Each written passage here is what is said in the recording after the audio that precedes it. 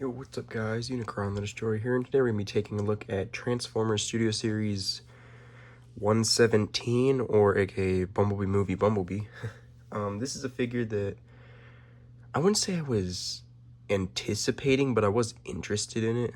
I did like his design in the movie. I'm going to be honest though, from the renders, I thought he would be a little chunkier. But anyways, let's get him off the stand and get a closer look at him. Alright guys, so here he is off the stand, and first impressions are pretty good. Articulation's pretty nice.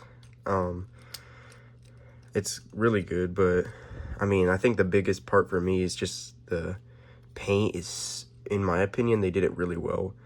They did paint the face, but not in any of the other plastic, but I do think it's very accurate.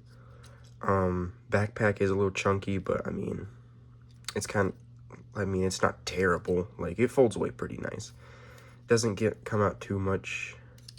Yeah, there's only really paint on the face for like the eyes. Let me see if I can zoom in on it. The eyes are painted blue and the face is painted like a silver chrome.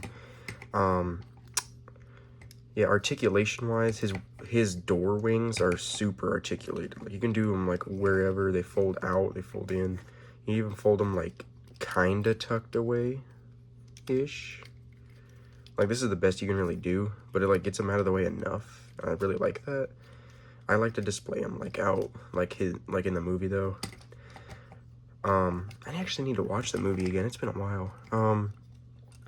Articulation, he's got ball joint shoulders, so that is a full 360. He goes out that far, and he has like weird butterfly joints that go in and out like this.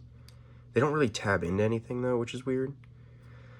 So be careful about that. Elbow is also a ball joint, so 360 goes up that far. There's no wrist articulation, so yeah. This chest area, I thought it would like have some type of butterfly joint or something like that. No. It's just repeated on the same side. Head is also a ball joint, but it's much harder to move just because of like how weird it is. Oh. Well, that wasn't supposed to happen. Well, now you know, be careful when you're moving this. He has no waist joint either, which is kind of caught me off guard. I'm not gonna lie, I don't think there's a reason for there not to be. There's a lot of ball joints on this guy. So these are ball joints. They go all the way that far up, and due to the backpack, they can't go any further than that, but that's still a really good range of motion. Knees bend about the slightest bit less than 90 degrees, and he has ankle tilt. So you can get some really good poses out of this guy.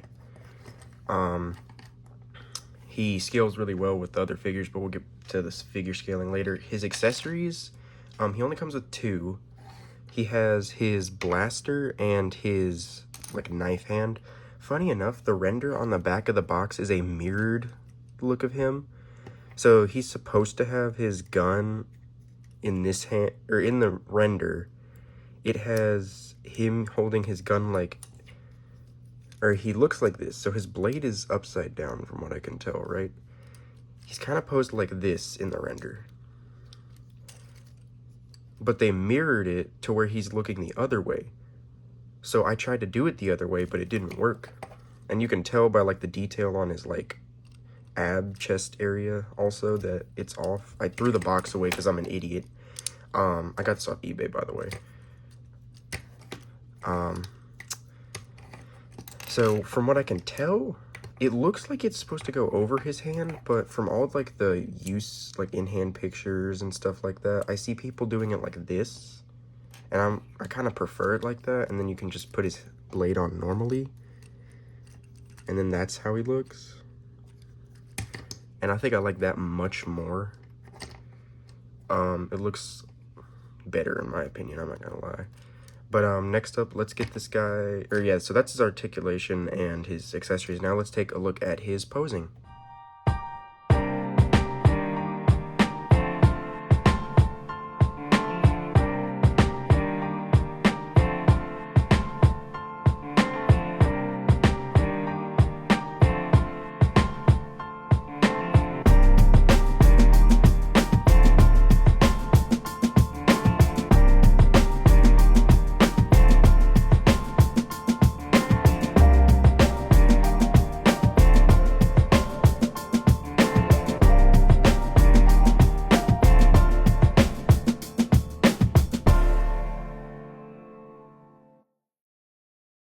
Alright guys, here we have Bumblebee in vehicle mode, and I really like this vehicle.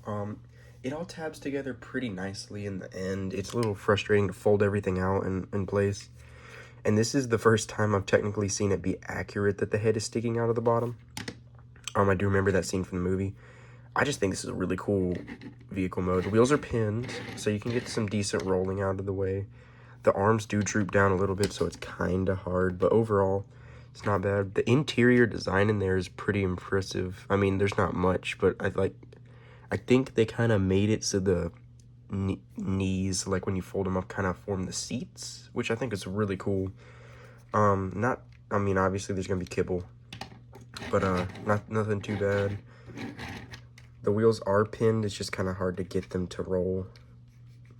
But yeah, that's his vehicle mode. I really like that.